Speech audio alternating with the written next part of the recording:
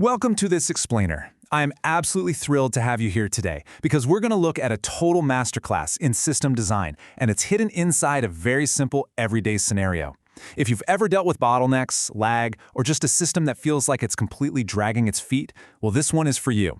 Today, we're exploring a concept that totally changes how we handle data, and we're going to understand it by looking at the central dilemma of sharing a single, highly in-demand resource. Okay, let's dive into this. I want you to picture an absolute logistical nightmare. You've got one physical library book, just one, and you have an entire room full of eager students who all need to read specific parts of it right this second. Now, if you just pass that single physical item from person to person, the line is going to take forever. The resource gets completely locked up, the bottleneck is immediate, and it's incredibly frustrating. So how do we solve this? Well, historically, we've kind of just defaulted to brute force.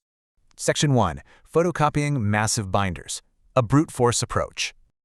So, to make sure everyone gets the information, you take that one library book, you walk all the way over to the copier, and you duplicate the whole thing. For everyone. The source material describes this as photocopying massive binders of papers. Just think about the sheer absurdity of that for a second. Think about the literal physical weight of forcing every single student to lug around their own massive, redundant binder just to read a few pages of a shared text. The paper jams. The wasted ink, the sheer exhaustion of carrying it all around. It is, for sure, a spectacularly bad idea. You're spending so much time, energy, and physical space creating and moving copies of the data, rather than just doing the actual reading.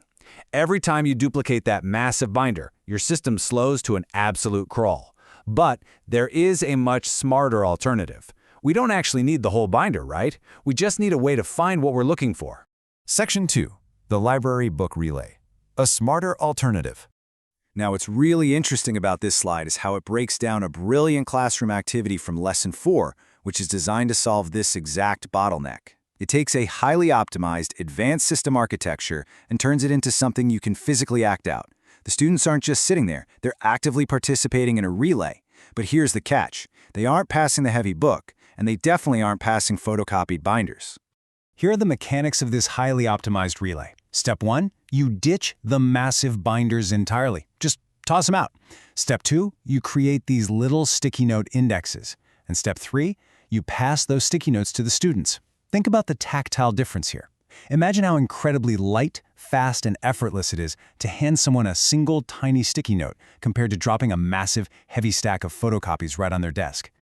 The real ingenuity of the sticky note is that it completely replaces the massive binder. It acts entirely as an index. Because it's just a tiny piece of paper with a reference on it, it can be passed instantly between students.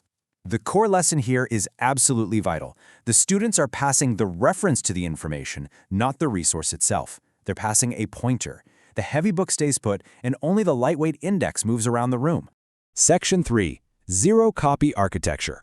Let's move to and see how this builds from our physical classroom metaphor directly into our technical reveal.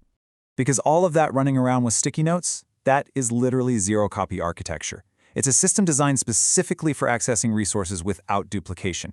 When your computer processes data, if it acts like that first scenario, photocopying massive binders by moving huge chunks of data from one memory space to another, your system gets bogged down. It's slow. It wastes processing power.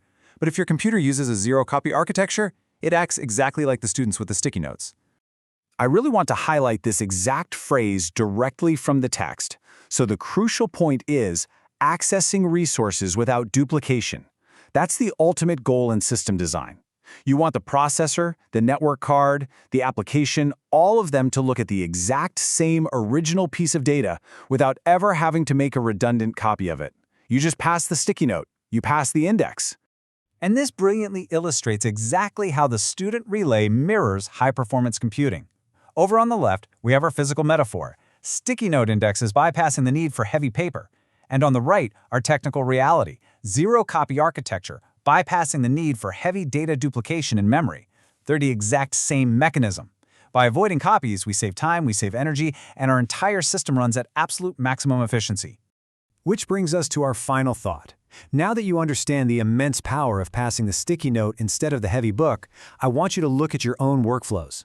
Look at your own code, your daily processes, or your team's resource management. What massive binders are you needlessly photocopying in your own systems? Where are you duplicating effort instead of just sharing the index?